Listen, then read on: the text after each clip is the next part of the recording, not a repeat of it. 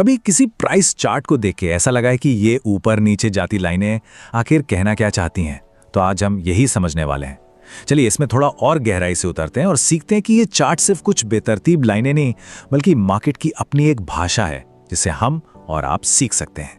और ये जो बात है ना, यही आज के हमारे पूरे डिस्कशन का सेंटर पॉइंट है। हम मार्केट की इसी कहानी को, इसी भाषा को पढ़ना सीखने जा रहे हैं और इसका हर शब्द, हर अक्षर एक कैंडलस्टिक में छिपा है। अच्छा, कोई भी भाषा सीखने के लिए सबसे पहले क्या सीखना पड़ता है? उसकी एबीसी, राइट? तो मार्केट की भाषा में वो एबीसी वो है एक अकेली कैंडल। तो ये जो हर एक कैंडल है ना, ये एक फिक्स टाइम के अंदर, समझ लीजिए बायर्स और सेलर्स के बीच जो लड़ाई हुई है उसकी एक तस्वीर है।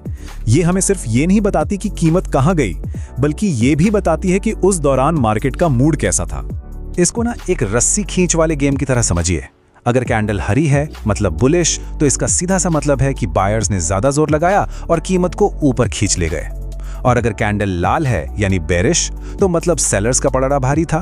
तो कैंडल का रंग और उसका आकार हमें साफ साफ बताता है कि उस टाइम पीरियड में कौन जीत रहा था।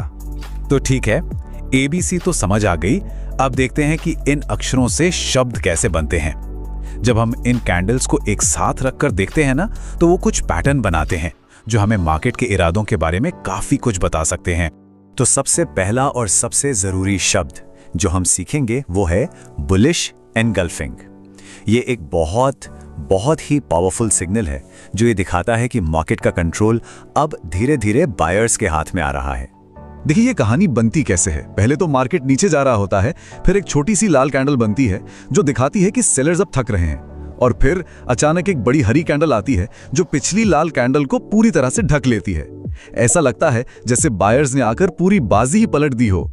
ओके, तो अब देखते हैं इसका ठीक उल्टा, बेरिश एंगल्फिंग। ये तब होता है जब सेलर्स अचानक से बहुत ज्यादा पावर में आ जाते हैं और मार्केट का रुख बदलने का एक तगड़ा संकेत देते हैं। यहां कहानी एकदम उल्टी है।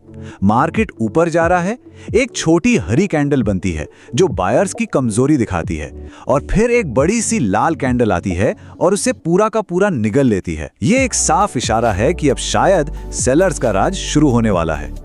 लेकिन देखिए, मार्केट हमेशा एक तरफा तो नहीं चलता है ना।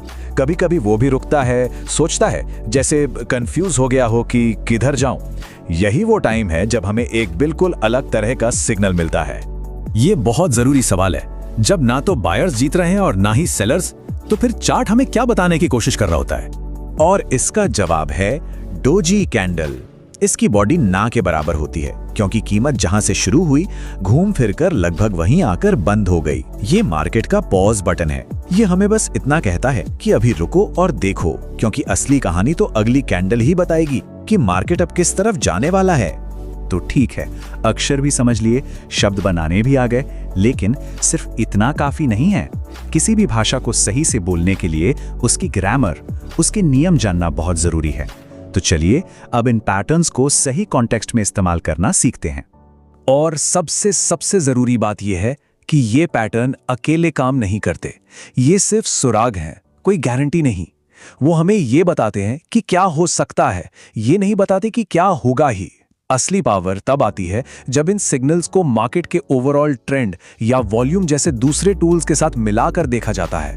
तो अब जब इस नई भाषा की बेसिक समझ आ गई है, तो अब टाइम है इसे इस्तेमाल करने का। और इसका सबसे अच्छा तरीका क्या है? प्रैक्टिस। सीधी सी बात है, किसी भी ट्रेडिंग प्लेटफॉर्म पर लाइव चार्ट खोलिए और बस देखिए, इन पैटर्न्स को पहचानने की कोशिश कीजिए। हर दिन मार्केट एक नई कहानी लिखता है और अब आप उसे पढ़ना शुरू कर सकते हैं। तो बस इसी सवाल के साथ आज की बात खत्म करते हैं। अब आपके पास एक नया चश्मा है, एक नया नजरिया है। अगली बार जब कोई चार्ट सामने आए तो सिर्फ लकीरों को मत देखिए, उस कहानी को पढ़ने की कोशिश कीजिए जो वो सुना रहा है।